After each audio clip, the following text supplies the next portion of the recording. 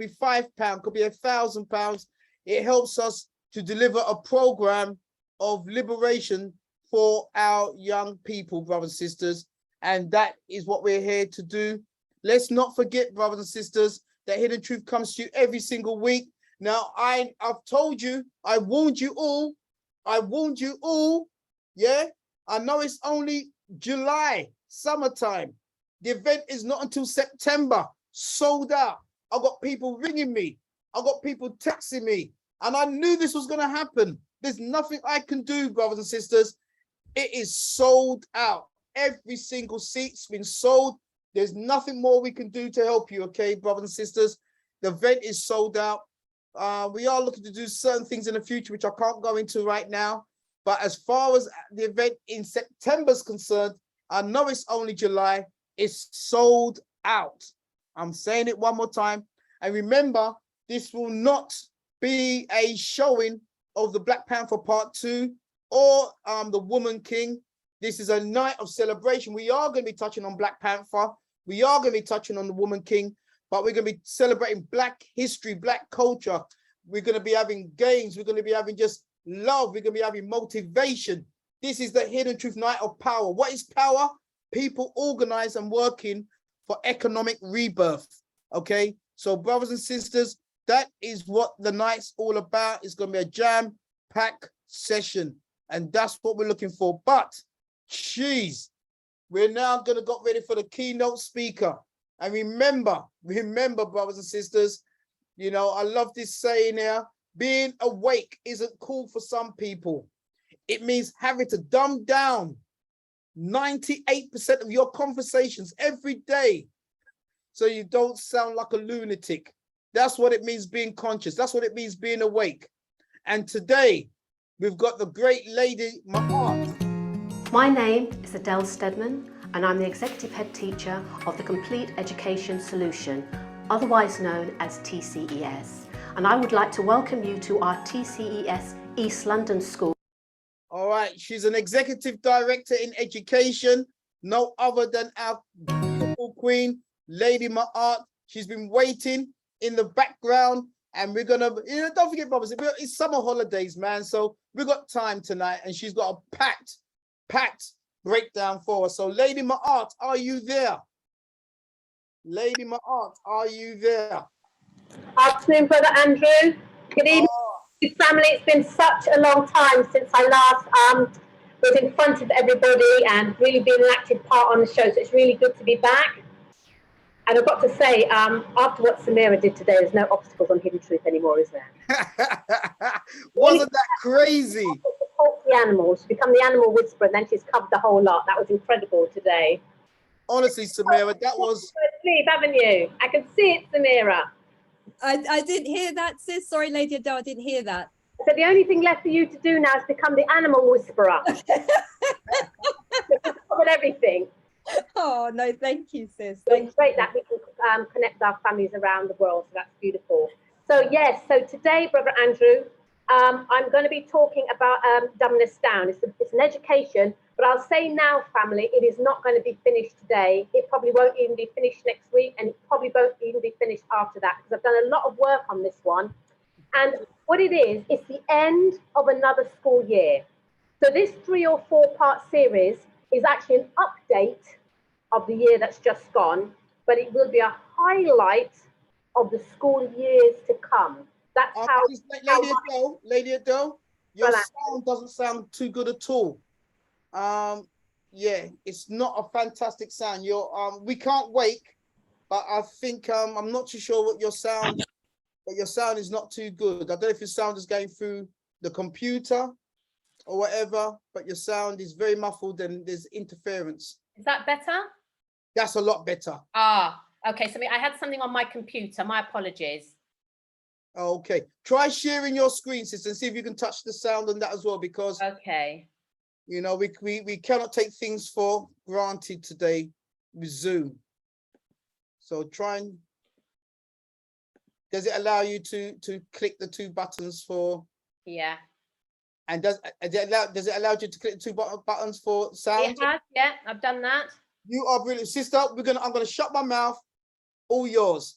Okay, so evening family once again, and just to say that this session today will go over many weeks, I'm sure, because I've spent a lot of time looking at reviewing another school year. So I'm in education, just like Sister Jarita, and usually at this time of year, and you heard Jarita saying she's still working now, this is when we review the year that has been, and we already start preparing for the year that is going to come ahead of us in September. But I'll be looking at the years that's going to come ahead for us, not just this September, but the years in future from that. So I just want to talk about what my agenda will be over the next coming weeks, some of the things that I'll be looking at. So I'm going to start off shortly with some statistics. Then I'm going to be looking at the difference between education and schooling. I'm going to then look at the hidden curriculum of schooling and its impact on our young people. I'm going to look at how that links to modern day poverty, or what exactly that is, because it's not just about finances. How killing the creativity of our children is actually to kill our children. Then I'm going to be looking at the colonization and migration to what our family called here as the motherland, and how that links to Bernard Cohen's seminal work, and is his work still relevant today? I'm going to be looking at King Leopold and his message to educators in Africa and the Congo in particular. We're going to be looking at testing for intelligence. We're going to be looking at the national curriculum versus our cultural curriculum. Then we're going to start breaking things down like networks. Networks are the new community. Forget family now. We've moved to networks as a new community. We're going to look at how the media is dumbing us down, what it means to have groupthink. We're going to be looked at how we as individuals are being data mined. Then we're going to be looking at microaggressions in school and how that links to the different forms of racism that our young people have to face. Then we're going to look at Plato and his analogy of the cave. Is that still alive today? And then for those of you who know Brave New World, we'll be looking at Aldous Huxley. He wrote the Brave New World, and it's a message to the elite. It was telling us many things when it was written back there. Then we'll start looking at what the future has in store for our young children through technology, biological warfare, what are avatars and how they're being used, eugenics versus overpopulation, and virtual reality becoming the destroyer of reality, and the new forms of medicine. And then we'll end off probably a few weeks from now for the 10 commandments, what I call the 10 commandments of Black education for this time. Lady Ado, I don't know how you're going to cover that. Not today, Andrew. That was mad. That was a mad list, sister. My God, I'm excited. Well, it's a very, the whole education versus schooling is a very huge thing. And I really need us to understand as parents and as educators ourselves exactly what is going on. So I want to start with, let me just close this down, with a quote from this man here, Paulo Freire. So Paulo Freire is a Brazilian educator, 1921 to about 1997. He actually grew up on the streets in Brazil in poverty following the 1930s depression, and he was 4 years behind in education, but he ended up, by the time he was 25, being able to go to university, where he was later appointed as the director of education and culture, and he focused on the poor. And he says here, it would be extremely naive to expect the dominant classes to develop a type of education that would enable subordinate classes to perceive social injustices critically. And that is a starting point for this whole big project today. So this is a start of the series of schooling, how it's dumbing down our children, and it's schooling that's dumbing down our children, not education. So what exactly is schooling? Schooling is the process of being formally educated. So here are some of the statistics I just want to start with here.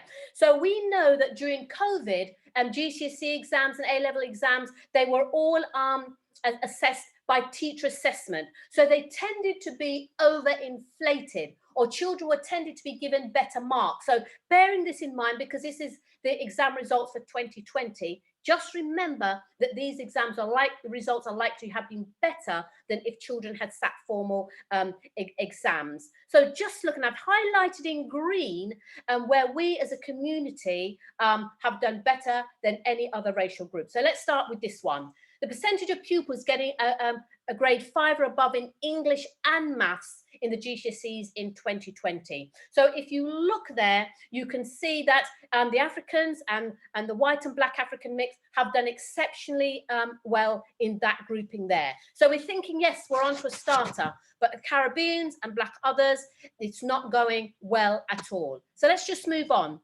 The percentage of pupils getting a grade 5 or above in English and maths by gender.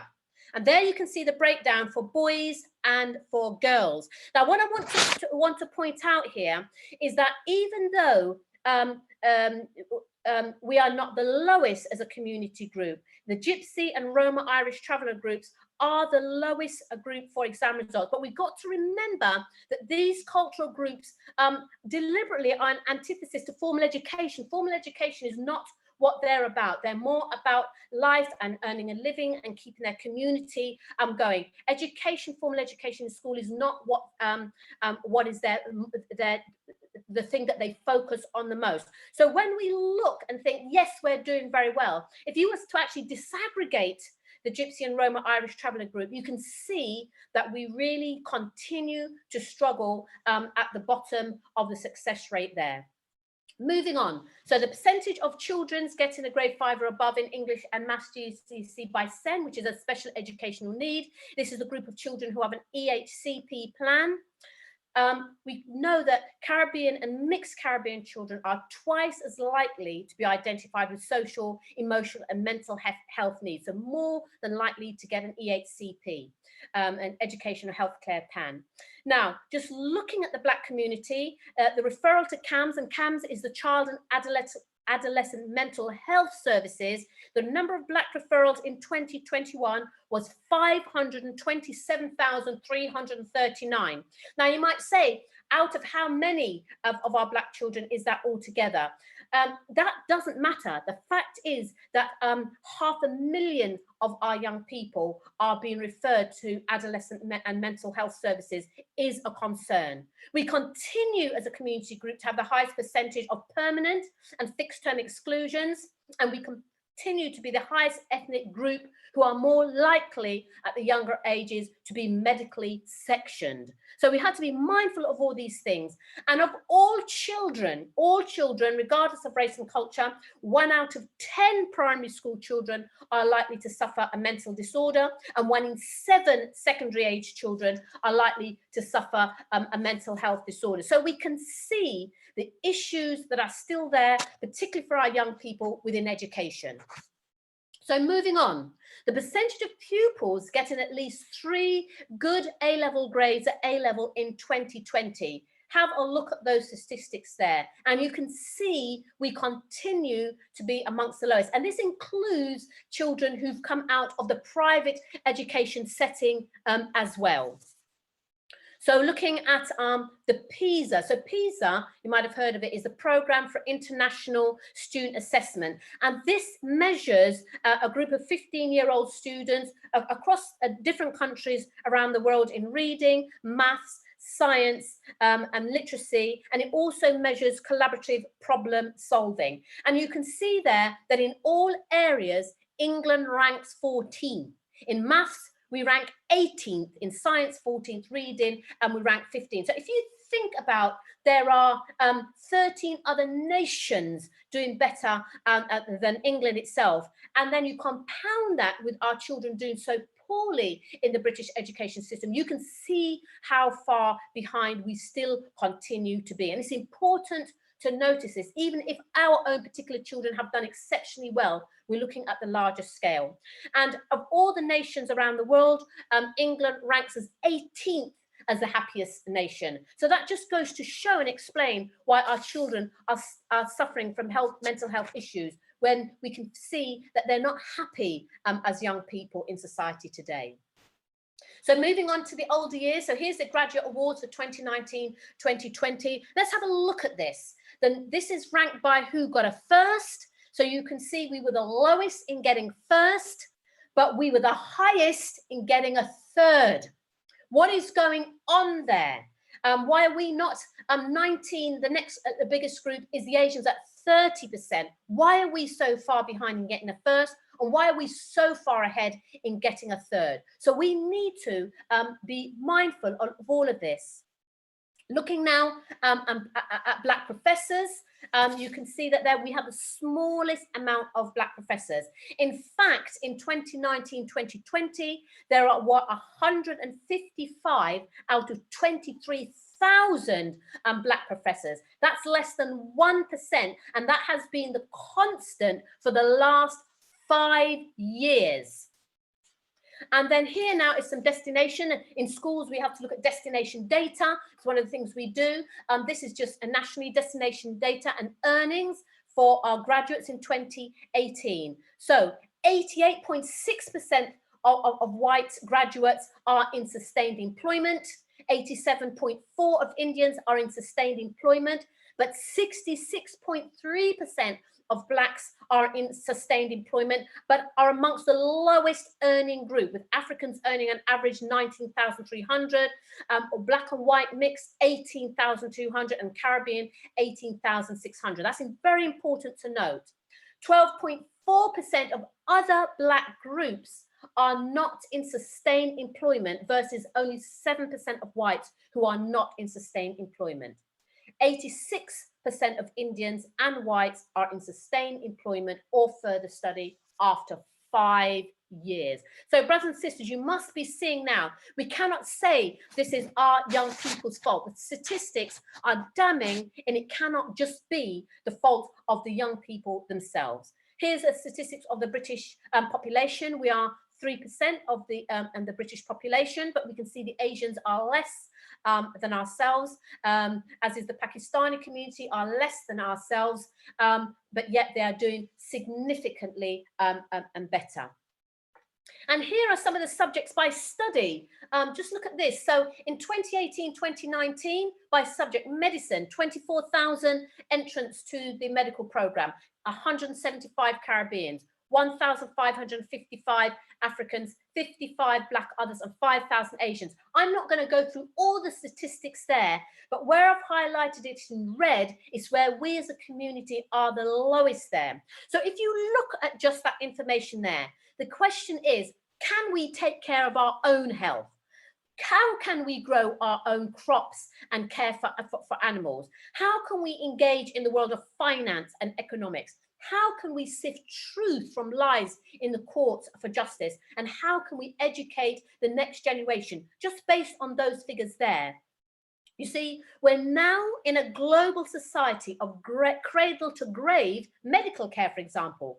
Now, this might sound good to know that our medical care is being taken care of from the minute we're born to the moment we die. But look at it, we are not getting better.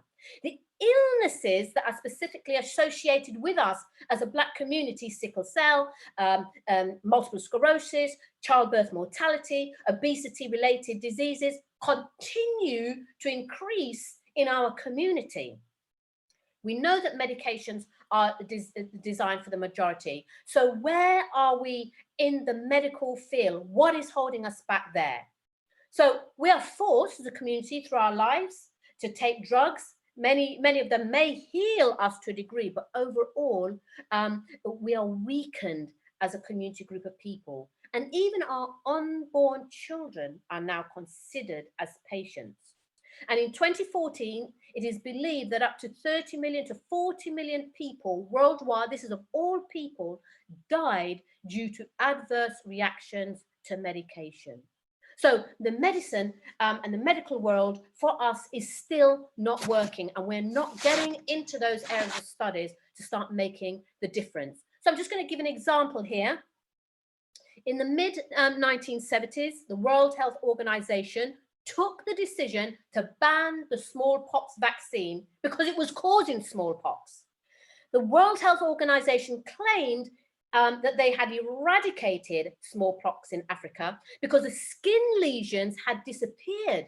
But then the people, or the medical people, the World Health Organization began the African people began to suffer from diseases that were unknown at that time in Africa. And they began dying in their thousands. Meningitis became common. It wasn't common before.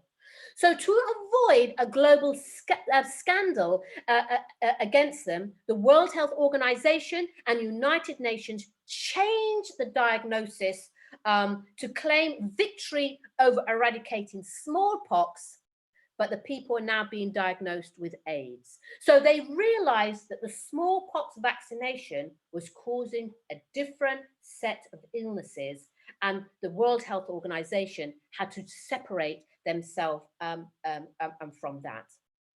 So it's not just about our young people becoming doctors, but it's about specializing to become doctors for self, for the healing and preservation of ourself. Why are our young women still prone to stillbirth and deaths at birth when we're able to fly to Mars? So we need to work with our young people to get them into these areas of studies so they can make a change. So moving on with some more statistics, Black, and I put that M there in large, it's majority ethnic voice of change for 2021. So you can see where Black and majority ethnic voices lie within government, within the health service. But what is quite interesting to note, of the 43.8% Black and majority ethnic doctors, 30.8% of them are Asian, which means we are the minority there. And of the 22.4% of social workers, just over half of those are from the Black community. So you could ask yourself, why do these statistics matter? It shows either that we have not, or that we cannot, or that we will not educate our children to do for self, as long as they are being schooled. Because even where we are successful, we are behind because we are not able to use our BAs and our MAs and our PhDs to improve the life chances of ourselves. So the statistics matter because they tell us where we are and they tell us what are the likely outcomes are going to be for us. So just from that starting point there, I want to move on now onto education itself. And this gentleman here, George Santayama, this famous quote, he says, "A child educated only at school is an uneducated child." And that is a warning that we need to be mindful of. So that you could ask the question then, what have schools been doing instead? And what schools have been doing is what we call the hidden curriculum. It's a set of life lessons which are learnt but not intended to be openly taught. They're assimilated through the process of schooling. So this educator here, Stephen Heppel, it's quite clear where he states, we've pretended to be doing the best for kids, but we haven't really. We've just done what is convenient for ourselves, and that has to change. Now, Heppel is a British educationalist, he's a writer and speaker on the education environment.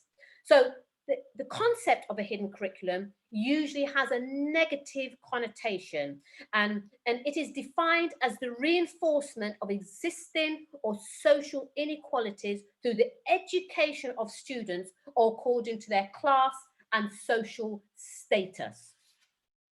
This educationalist here, Elizabeth Valence, is a British philosopher as well. She goes on to say, the function of the hidden curriculum include the inculcation of values, it includes political socialization, it includes training for obedience and docility, it includes the perpetuation of traditional class structure and functions that may be characterized generally as social control.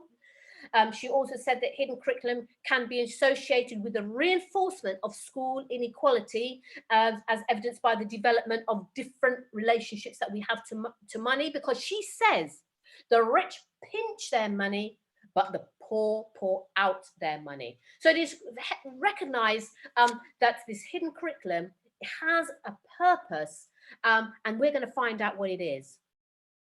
So it has, this hidden curriculum, a major role in the development of young people. And it shows, and it's proven that children tend to be placed on tracks that guide them towards certain socioeconomic occupations, often similar to their parents, without real considerations for their personal strengths or their weaknesses. So as educators, we look at children who come to us at parents' meeting and we say, oh, right, that family hasn't worked for generations, so the likelihood of this child working or being successful is minimal. And so educators go in with that mindset. And the reverse also is, we look at young people, oh, your parent is a doctor or your lawyer. You know what? With that in that's in the background of your life, that is where you're likely to be. And then that sets the expectations. So as young people advance through the schooling system, they follow the track by completing the predetermined courses that are influenced by the educators around them. And Ronald Meehan, he says that the hidden curriculum is taught by the school. It's not taught by teachers. It's something that is coming across to the pupils, which may never actually be spoken. They're picking up an approach to living and an attitude to learning without even being aware.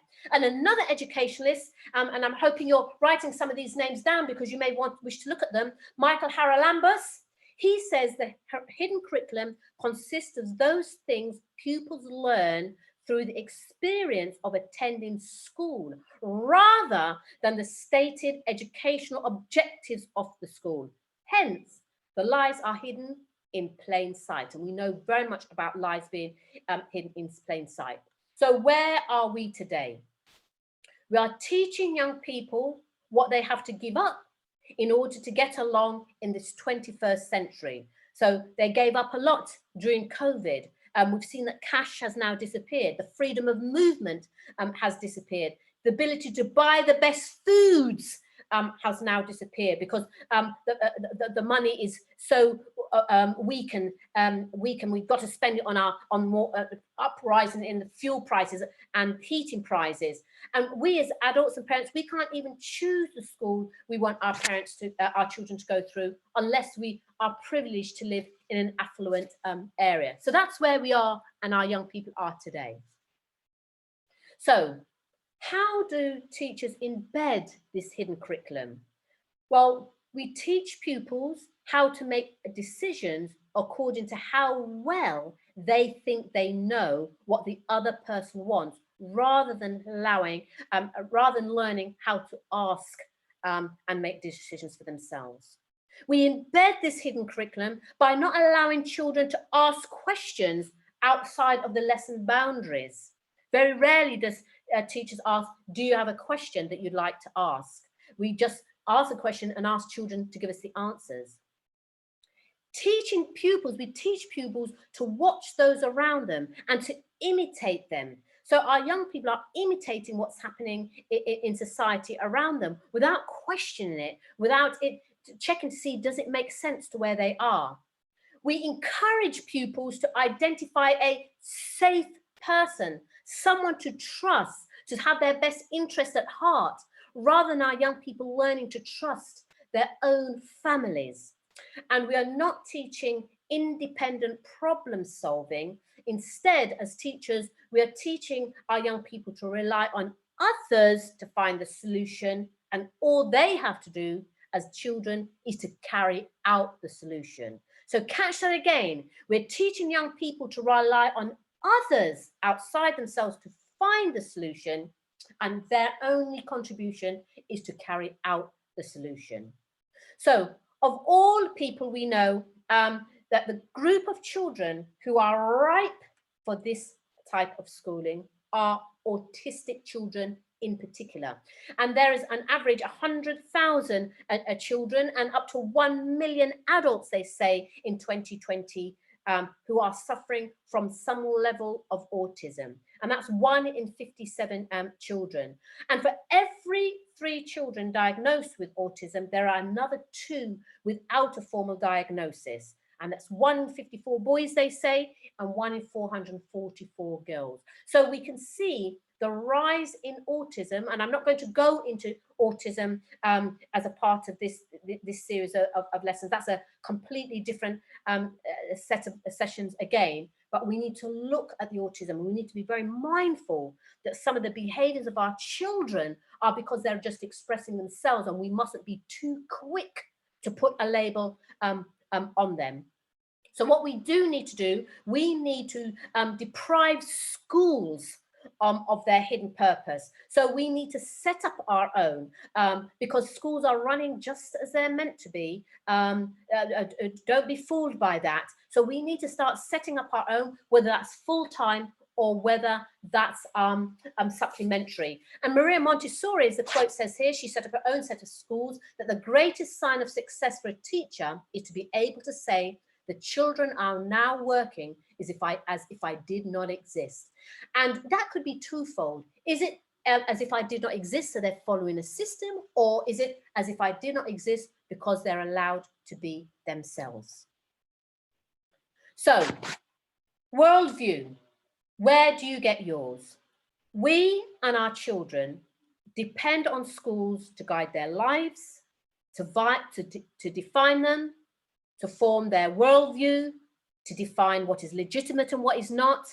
And as a result of this then allows our young people to be irresponsible, not to rely on themselves or their family, who do have their best interests at heart. So relying on institutions such as schools causes our children to be suspicious of their own independence and makes them doubtful of their parents and their parents' true understanding of the world they are living in, because the teacher apparently knows best.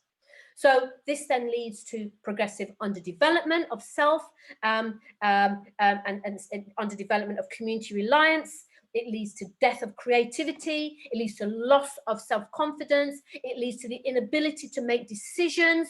It means that our young people don't hold any accountability, and it results in modernized poverty. But it's not the poverty as we know it. So what is modernized poverty? So we are distracted by physical poverty, but there's an underground poverty that is affecting us. So it's not just about the money, it's not just about food banks.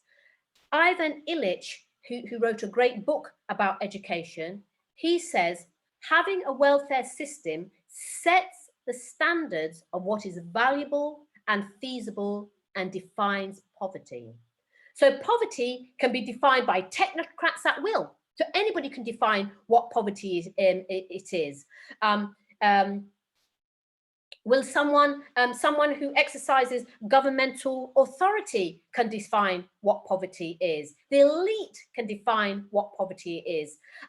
Someone who makes decisions around this definition of poverty will be identifying what they want or how they want the society to be. And the thing about modernized poverty, it produces dependence, it leads to anger, frustration, and anxiety, and the actions that go with them, such as mental ill health and violence, suicide, self-harm, depression, and infantile behavior, and that's among the young people and the adults. So we must be mindful that poverty is not just about money, it's about food, but it's about who is in control and who makes the decision and who defines what poverty is at that time.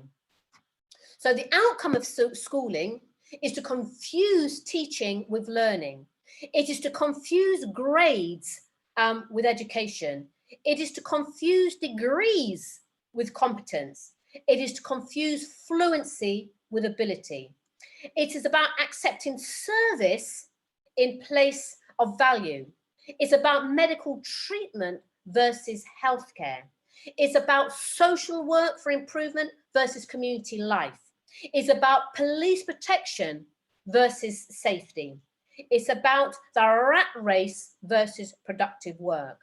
So as well as education, social reality is also schooled, and we don't take control of our own learning. So again, the whole schooling system is not there in favor of our young people. So we think rich, but we live poor. And that is the mantra that continues to be put upon our young people through the media. Think rich, but we're living poor. And even schools which has a mix of wealthy and poorer pupils, the poorer children rarely are able to catch up with their more affluent peers.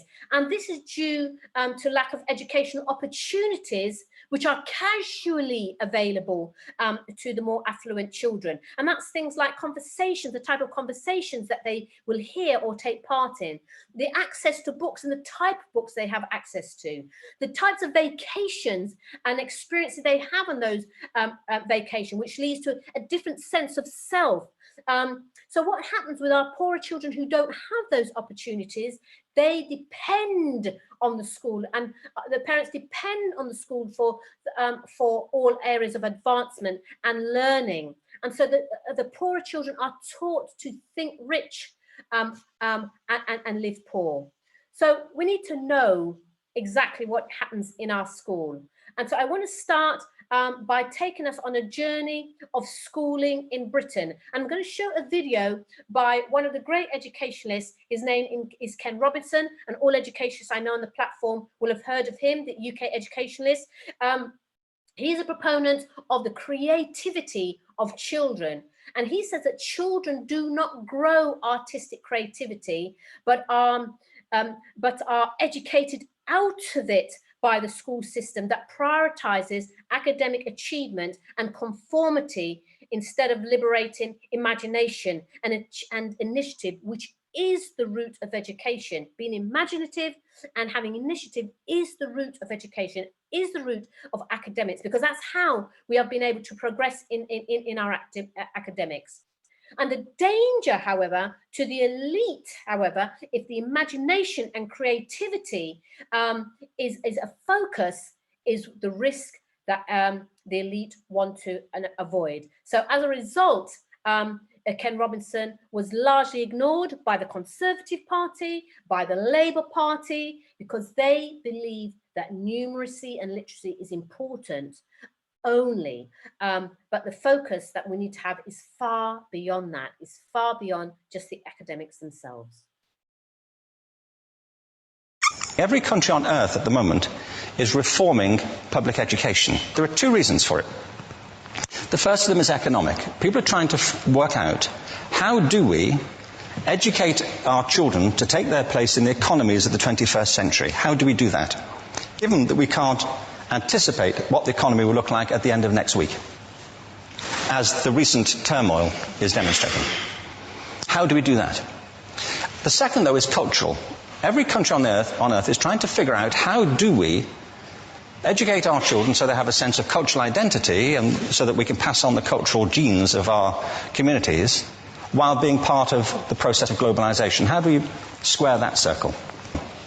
The problem is they're trying to meet the future by doing what they did in the past. And on the way, they're alienating millions of kids who don't see any purpose in going to school.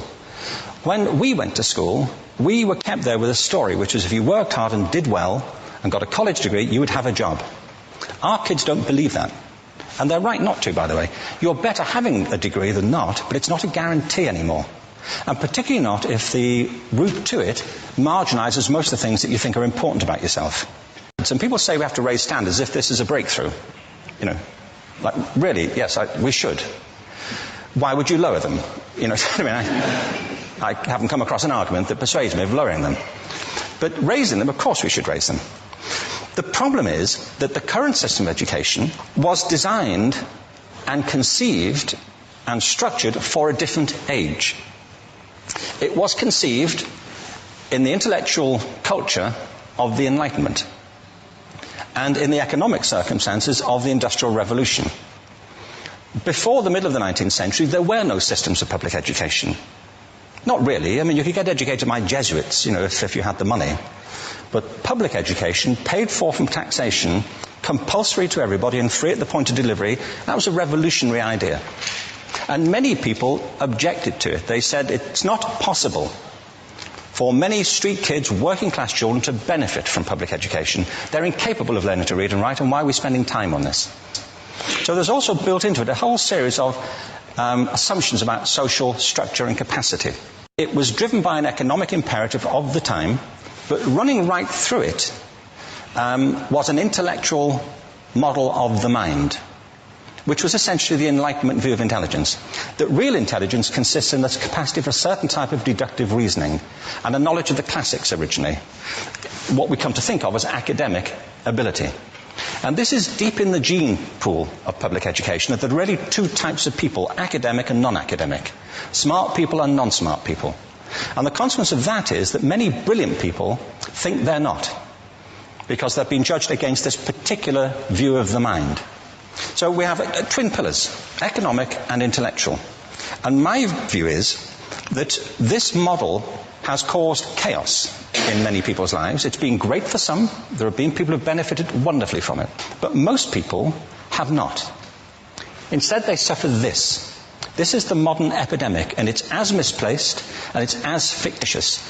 This is the plague of ADHD. Now, this is a map of the incidence of ADHD in America, or prescriptions for ADHD. Don't mistake me here. I don't mean to say there is no such thing as attention deficit disorder. I'm not qualified to say if there is such a thing. I know that a great majority of psychologists and paediatricians think there is such a thing. But it's still a matter of debate. What I do know for a fact is it's not an epidemic. These kids are being medicated as routinely as we had our tonsils taken out, and on the same whimsical basis and for the same reason, medical fashion. Our children are living in the most intensely stimulating period in the history of the earth. They're being besieged with information and calls for their attention from every platform, computers, from iPhones, from advertising holdings, from hundreds of television channels. And we're penalising them now for getting distracted. From what? Boring stuff at school, for the most part. It seems to me it's not a coincidence totally that the incidence of ADHD has risen in parallel with the growth of standardised testing. Now, these kids are being given Ritalin and Adderall and all manner of things, often quite dangerous drugs, to get them focused and calm them down. But according to this, attention deficit disorder increases as you travel east across the country. People start losing interest in Oklahoma.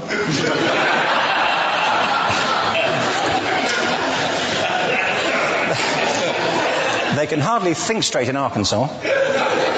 And by the time they get to Washington, they've lost it completely. And there are separate reasons for that, I believe. It's a fictitious epidemic. If you think of it, the arts, and I don't say this exclusively of the arts, I think it's also true of science and of maths, but I say about the arts particularly because they are the victims of this mentality currently, particularly. The arts especially address the idea of aesthetic experience.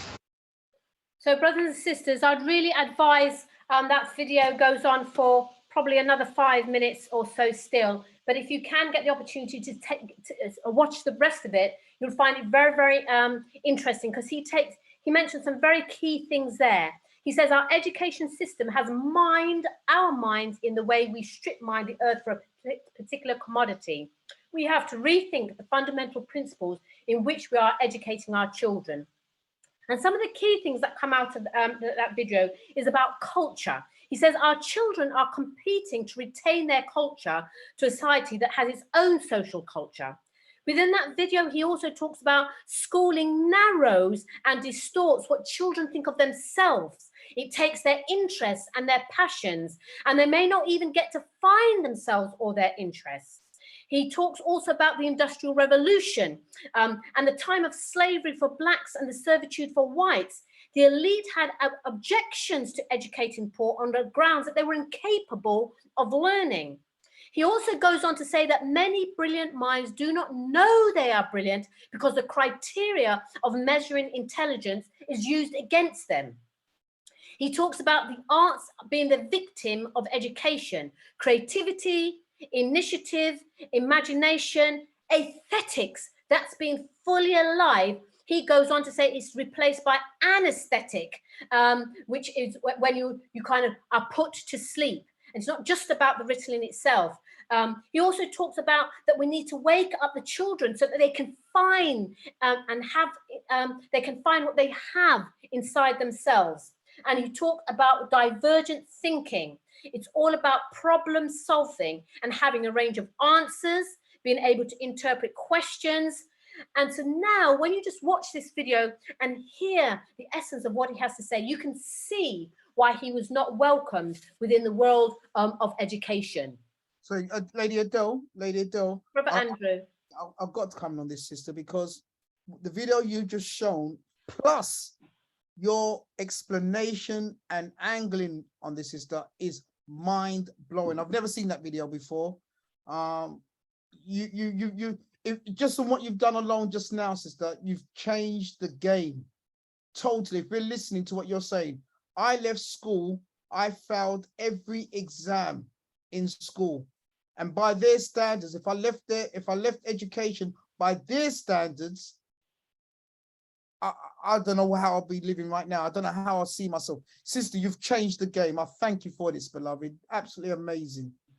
Thank you, Brother Andrew. And just using you as an example, that goes straight back to that video there. You're one of those many brilliant minds do not know that they're brilliant because the criteria of measuring was along the intelligence. And you had to not waste time. I'm sure you learned many lessons, but you had to go on another journey before you could actually find who you were. And that's true for many of our young people today. So this now brings me to the title, Dumbing Us Down. The presentation is only now just about to start. And Dumbing Us Down is the title of John Taylor Gatto's first work. And the full title of that first work that he wrote is Dumbing Us Down, the Hidden Curriculum of Compulsory Schooling. Now, remember what I said the definition of schooling is. It's the process of being formally educated as opposed to taught to educate yourself. And in the foreword to this book, Zachary Slayback, and Zachary Slayback is an Ivy League dropout who focuses on education and apprenticeship program for young people.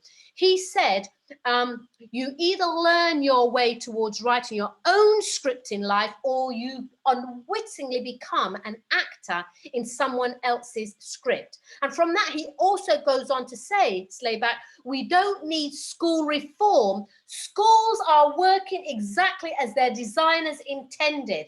And if there's nothing else I want the family to take away today, it is that quote there. Schools are working exactly as their designers intended them to be. And I want you to be mindful, it doesn't mean that teachers are colluding or in league with this, because us as educators, we're a part of that spiral and process. We're not gone into there. I haven't spent the last 35 years deliberately working against young people, or my Black young people specifically, but it's how the cogs of the machine works. And so we need to remember what the Honourable Louis Farrakhan, he reminds us, for all our education, our young people still cannot cure our illnesses. They still cannot become economically sustainable. So what is education doing for us? It is not, if it's not helping us, then is it harming us? And if it's harming us, then who is it helping? And Gatto himself said the national curriculum of schooling is designed exactly as if someone had set out to prevent children from learning how to think and act, to coax them into addiction and dependent behavior. So it is recognized by, and these names that I mentioned, these are not Black educators. These are Western European white educators who have identified this. And we know that to be successful in life, we have to make our own mistakes. And it's not about engineered mistakes, which gives us this false sense, or gives our young people a false sense of competence, because it's only memorized or imitated responses. Because if we don't make genuine mistakes, then we can never master them or master ourselves. So now we have to look at, how do teachers school? So here, according to Gatto, is the hidden curriculum from his point of view. He says there's 7 lessons. Lesson 1 is teaching is out of context. And what our young people learn is very rarely related to the world that they're in. The subjects don't relate one to another, and they're not linked in any way, except in primary school where we do project-based learning and everything links together. By the time you get into secondary school, everything is disjointed. We teach disconnections because there is a no connection. So this confusion is thrust upon our children by different adults who are working out of disconnections with each other. Every teacher wants to be better than the other teacher. And we're all claiming to be experts in a field, and we're all claiming that our subject is the most important. And what is the impact of this confusion? That our young people accept confusion as a way of life. The second lesson in this hidden curriculum, according to Gatto, is a ranking. So we number children in schools on different scales, by ability, by attendance, by diagnosis, by age, by class. And then we force groups of children together. And once they're in this particular group, it becomes hard to step outside of that of that group. So if you're considered to have a bad attendance as a school children, even when your attendance improves, we as educators have it in the back of our mind that you could be a potential attendance issue. So let's keep on top of that. And the impact of ranking our children by these different groupings is that our young people understand that once I'm given a place within society, that's where I stay and I don't move from it. The third lesson, which took me by surprise when I read about this one, is the third lesson of the hidden curriculum is indifference. We teach young people not to care too much about anything. We let them know that nothing is really worth finishing. And how do we do this? Because everything is according to the bell. The bell puts an end to it. Now, I don't know if there's any teachers in the room, and you know sometimes you've had that brilliant lesson. When the lesson comes to the end, the children don't even want to go. I actually work with special schools, and there was a science lesson. It was a Ghanaian teacher teaching the science lesson to some of our most challenging children at the primary age, and the lesson ended and the children had to go out to lunch and play, and this particular child was so distraught by that he completely dysregulated and behaved in a really dangerous way. And so we need to be mindful that we don't always, or shouldn't always, just end it because the lesson has come to the end. And we do this particularly in secondary school. So once we look at the difference between primary and secondary children, we're cutting this off for those young people. And what's the impact of that? The impact is, don't pursue your interest to its natural endpoint. If something else comes along in the way to distract you, just move over to that. You don't have to worry about finishing anything to its end. And so our children lose that resilience to completing, lose that staying power. The fourth lesson through the hidden curriculum is, Gatto tells us, is emotional dependency. And that's where where rights are granted or rights are withheld. We have all these rules in school, we have rules and rewards. So we can grant or withheld. So people are held hostage to a school's definition of good behavior, because the school defines what is good behavior. And as we change our behavior systems, the whole process changes. And so the impact is that our young people do not have a voice of challenge. So they just become socially obedient or socially rebellious. So it's very interesting when you think about these things and really reflect deeply on them, because we're so caught up in the system and having been through it ourselves that sometimes it's very, very hard to actually say, you know what, that is so true. The fifth lesson is described as intellectual dependency. Our children are dependent. They're waiting on others, teachers who've been trained or who are considered to be specialists, to make meaning of their lives or make meaning of information, telling them what to do and telling them what to think. So the impact of this is that our children don't need to be curious, because somebody's going to be telling me anyway. They'll do it for me. We've built a way of life that depends on people doing what they're told, because they don't know how to tell themselves what to do. And this is a deliberate process of schooling. So if children were not dependent on others to direct their life and their decisions, it would have a significant impact, you know, on the economy. So just imagine what the world would be like if young people were taught to be independent, if they were taught to be self-reliant, clothing, medicine, law, whatever it was. But you see, the world needs a guaranteed supply of helpless people coming out of school to keep their businesses and their ideologies going. And the same is true for our young people as they leave the school.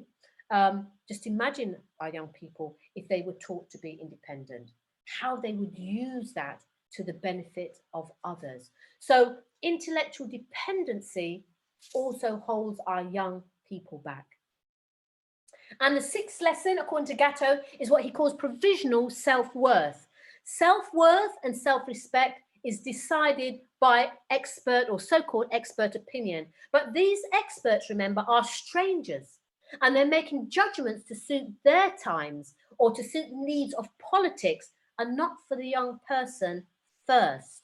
So reports, grades, tests, these teach young people not to trust themselves or not to trust their parents, but to rely on the evaluation of certified educators. So this level of self-worth, which is put upon our children. And the impact from that is, for our young people, you're only as good or as worthy or as valuable as your exam results. And this leads to the high mental health and anxiety that our young people are suffering for, because society can't afford to have confident young people. They need young people who rely on being told what they're worth.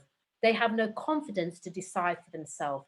They become disempowered, no different than sheep. So we need to, as parents, also be very careful how we are defining our young people's self-worth. And the last lesson that Gatto talks about is what we call Big Brother, about our young people being under constant surveillance, having no private space for study or for reflection, being encouraged to report on their friends and to report on their parents, and parents to report on their children. And I know there are safeguarding concerns, and that is paramount. So I'm not challenging where safeguarding is at the heart of things, but there then becomes no secrets, may be the wrong word, but there's nothing personal or unique to that family, because it becomes shared. And the reason it needs to be shared is because anything held within a family poses a threat to a system. The system doesn't want any underground or railroad activities within families. And just a thought on homework, and schools are very different about how they think about homework. But let us be mindful that we don't want homework to distract from productive family time or from young people following their interests within the family or within clubs. So make sure our young people have the opportunity to explore. They may explore more than one activity and interest till they find the one that really grabs them.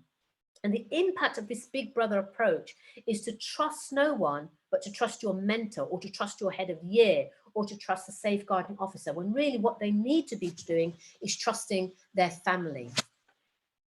Children, it says, must be closely watched if you want to keep a society under tight central control. Children will follow a private drummer if you can't get them into a uniformed marching band. And that's the elitist approach to how children should be managed today. So all these lessons are prime training for a permanent underclass, you could say. And I'm not just talking about a financial underclass. It's about young people being deprived of finding their special genius, that genius that is within them, that we talk about, that Weiler and Eastside and Manhood are all about getting that genius out. Today, the school has replaced the church. And like the church requires us to take the teachings on faith, exams becomes the route to God, and then God is the money that you intend to make at the end of that. Our young people are not taught to keep promises to themselves. They're not taught in schools to be self-motivated. They're not taught to be curious, to be persevering, to be resilient, to have self-reliance. They're not taught to be courageous or dignified or even healthy. They're not taught to give service to each other. That's not the purpose of schooling. And if we are not able to do for self, then we could almost say that school is a 12-year prison sentence where bad habits are learned.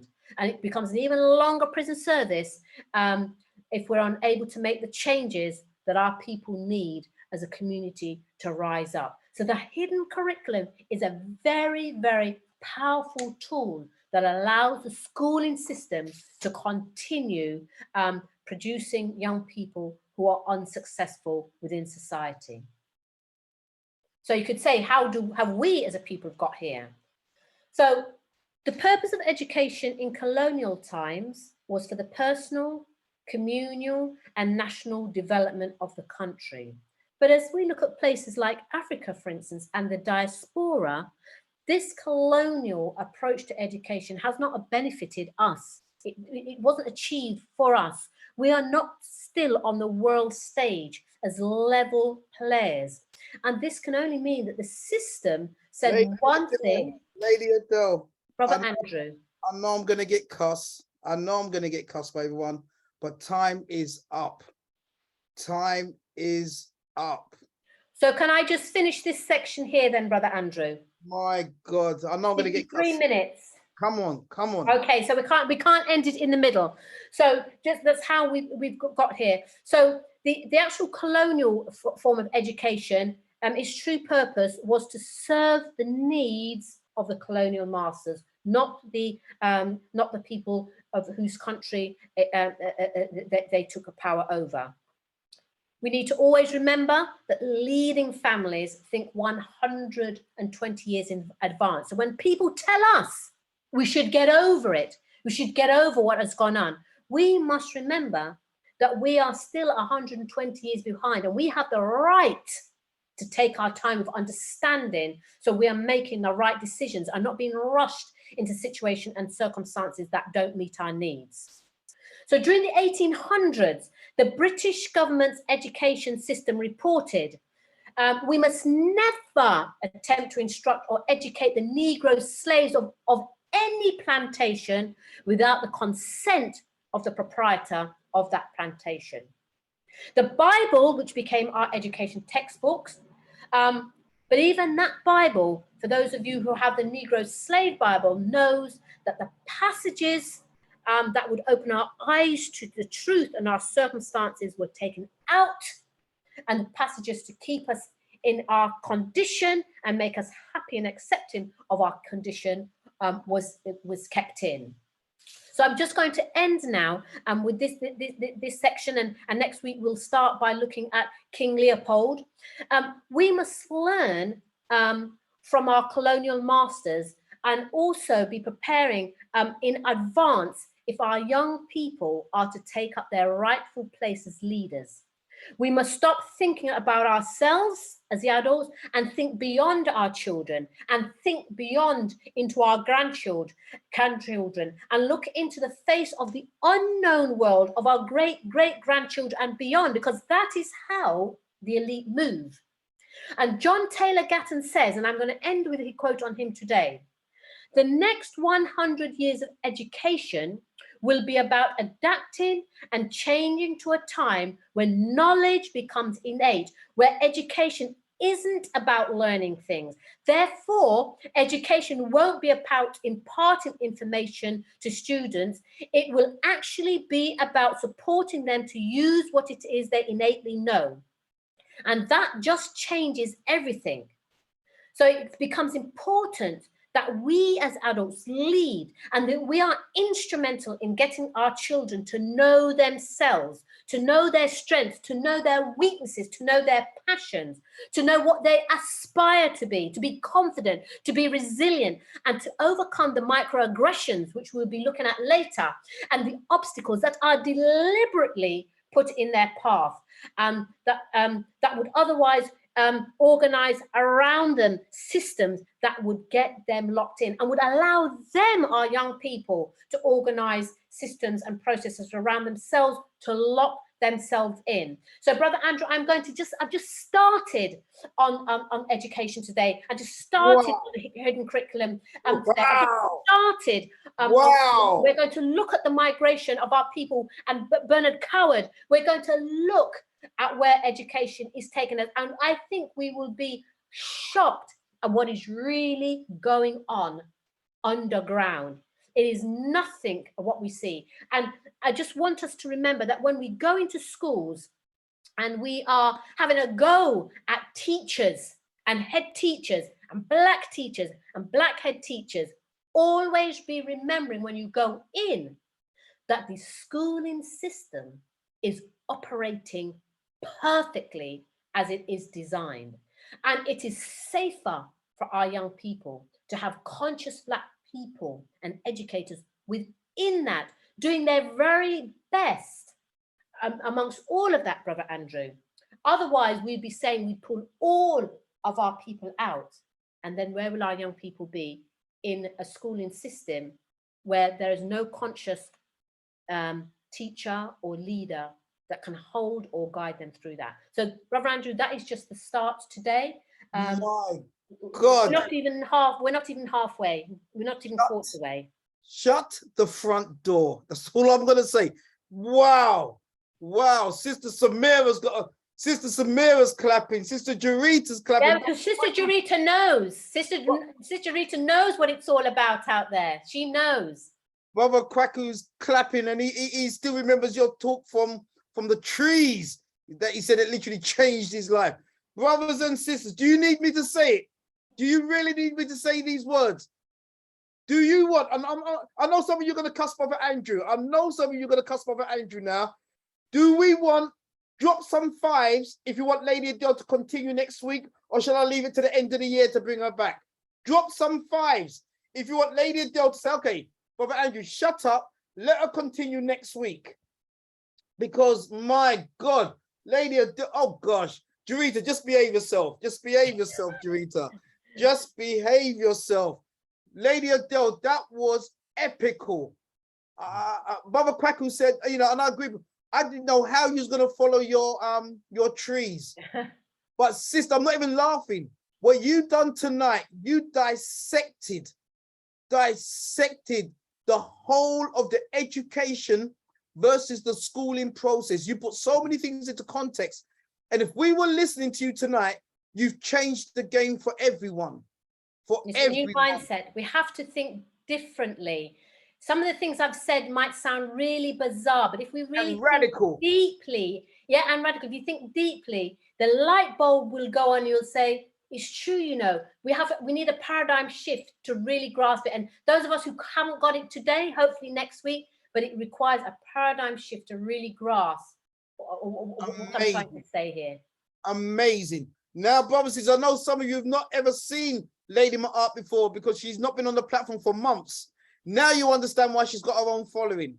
Now you understand why she's so powerful. Now you understand the way she dissects is unimaginable. That was a masterclass in education. Brothers and sisters, what a day we have had. This is The Hidden Truth, the investigator, Andrew Mohammed, and what a night. I wanna give a big shout out to We're just all. out in sunny Portugal. I wanted to say, Guan Papa G. You done know. What a night. Brothers and sisters, if you felt Lady Adele, put a black fist in the box. Put a black fist. If you're saying that is the rise of black people rising up under education, drop a damn black fist, man. Drop a black fist in the, not for me, let Lady Adele see the black fist. And Lady Adele nearly got me cussed out. Her daughter is tuned in all the way from Manchester. Her daughter, and she's telling me, Andrew, don't you ever stop my mum. And I apologize, Sister Esty, but she warned me, don't you ever stop my mum when she's on the floor. You put a black fist up in the chat room, because you know this is black love tonight. We have jumped from continent to continent to country tonight. and you're getting it free of charge. Can you imagine that? I want to give a shout out to Sister Charmaine. I'm sure Charmaine Simpson's in the chat group today. You haven't seen it, but just her comments in the chat group is just phenomenal. Sister Charmaine, if you're the Charmaine Simpson that's up there, sister, you know it's love. You know it's love, my queen. Yeah, pure love. And you know, Sister Samira, please let Sister Yasina know how much we loved her tonight. Please I don't know if Samira's still on the platform today. Sister, I'm going to send. Oh no, she understands. She understands. Put the black sister. My brother, my sister. We're linking with our Colombian brothers and sisters I tonight. love you. We love you, sister. Much love. Love you. This is what we're talking about. This is what Hidden Truth is doing now, brothers and sisters. We're linking up. Let the sister know, beloved, that we love her. Sister Samira, let the sister know again that we love her, man. We can't wait to have her back on the platform. Todo el mundo aquí tiene el amor en su corazón para ti o por ti y el canal Afro también. Y tenemos muchas ganas de verte otra vez y tú irte o visitar a Inglaterra. Oh, maravilloso. Encantadísima de poder ir a compartir con ustedes a Inglaterra, con mis hermanos, con mis amigos africanos. Y acá en Colombia también extendemos nuestro corazón para que vengan a conocer y a compartir con la cultura afrocolombiana. Estoy encantadísima y les hago una invitación al palenque. Estamos construyendo un palenque. Oh, muchísimas gracias. Oh, tengo muchas ganas. Sorry. So the invitation to come to Colombia is extended. So I'm saying I'm really excited. Don't know about the rest of you, but I'm excited. But she really appreciates everyone, and she really wants to be amongst us, amongst friends here in England. Sister Heather Simpson, she just put something down. Heather Simpson is speaking. What did she just say there? She said, voy a Colombia. She's coming to Colombia as well. Wow. Heather va a Colombia también, hermana. Oh, And excelente. Acá serán siempre bienvenidos y los esperamos en el palenque para que sembremos la tierra, para que cultivemos la tierra. yes. No, this is so exciting. Oh, sorry. Sister Samira, if you could put the link for Canal Afro to subscribe. Brothers and sisters, please, tonight, if you really did enjoy the Hidden Truth and you really want to say thank you, a way of saying thank you, let's do something right now. Subscribe to their channel, please. Let's link with our brothers. Even if you don't understand a word of Spanish, yeah, I'm just blessed to know ancient Moorish Spanish 500 years ago. But if you don't understand a word of Spanish, please subscribe tonight. I don't know what you laugh for, Samira. You think you're the only one that can speak? No, yeah? I'm definitely not the only one who can speak, but yes, your command of Spanish is special. Hola. Okay. All right. So, brothers and sisters, subscribe. Oh, well done. Miss Oswald has subscribed. No Gordon has subscribed. Crazy Odom has subscribed. Fantastic. Keep subscribing. Let us know that you've subscribed, brothers and sisters. Let's give a big shout out to Marshall and Brown founder, Dr. Carlton Brown and his beautiful family, and Sister Nicola. Thank them for the contribution of the Black Business Entrepreneur